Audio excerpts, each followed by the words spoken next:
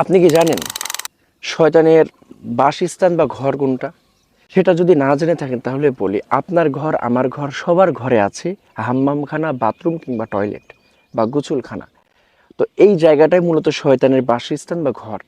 যার কারণে বাথরুমে প্রবেশের সময় বা বাথরুম থেকে বাহির হওয়ার সময় একটা বড় রিস্ক থাকে, কারণ ওই জায়গাটাই সবথেকে গোপনীয় জায়গা অন্যায়, অপরাধ বা অশ্লীল কাজের জন্য।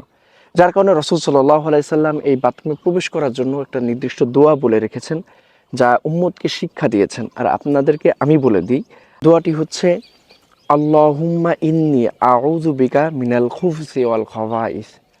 দোয়াটা আমি আবারও বলি, আল্লাহুম্মা ইন্নী আউযু বিকা মিনাল খুবসি ওয়াল খাবাইস। এই দোয়াটি পড়বেন যখন বাথরুমের ডান পা দিয়ে প্রবেশ করছেন তখন। আর যখন বাথরুম থেকে বের হবেন, সেই দোয়াটি আপনাদেরকে শিক্ষা দেব। তার জন্য চ্যানেলটি সাবস্ক্রাইব করে রাখেন এবং পেজ হলে ফলো করে রাখেন। আরেকটি ভিডিওতে আপনাদেরকে জানিয়ে দেব।